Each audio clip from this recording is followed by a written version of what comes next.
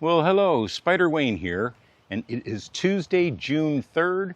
Let me introduce you to my new Stinger trailer here, the Stinger trailer designed for the Can-Am Spyder RT, F3 and Canyon models. There's so much to love about this trailer, and there's a few things you need to know, so stick around.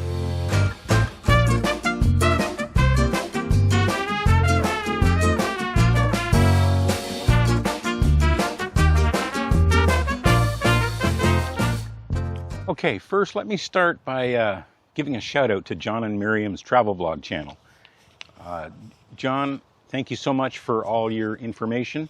I was able to speak to John on the phone a few months ago before I bought this trailer. Now we'll get into a few things here, but John learned a few things and taught me a couple of things to consider when buying this trailer. So let's get started. So I ordered this trailer on Friday, April 18th. And I ordered it from Slingmods. And the main reason there is because they had the best price and they were offering free delivery to my house with a couple of upgrades. So I happened to order it the week of Easter.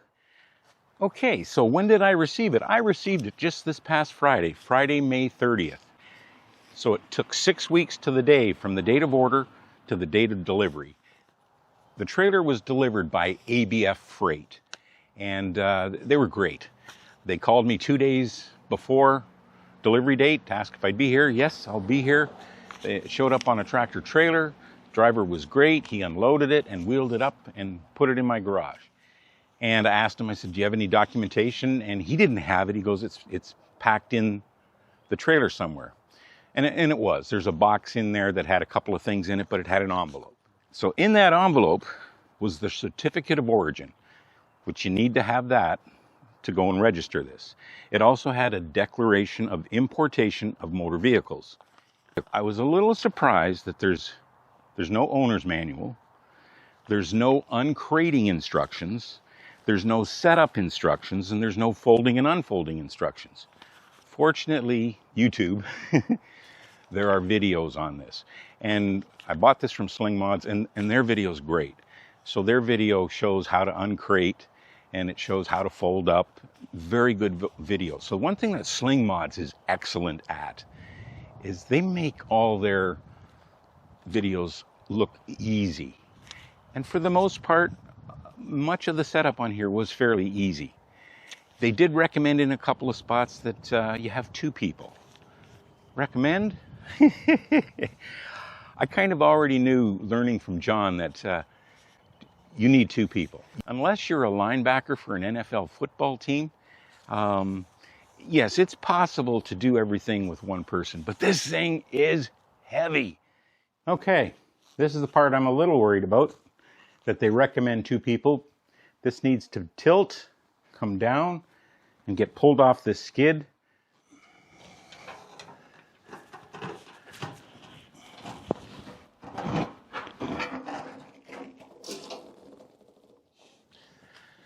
It's heavy, and John had mentioned in one of his videos, and I talked to him about it, that it was just really heavy to fold up and fold down.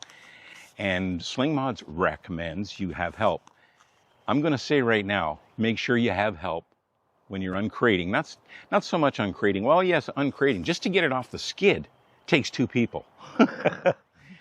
Because if you try and do it by yourself, even if you're big, beefy, and strong, you're going to risk hurting yourself. No, it's not worth it. Not worth it.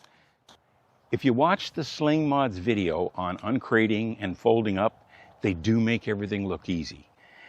Including, there's a lot of pins and clips that have to be removed and moved.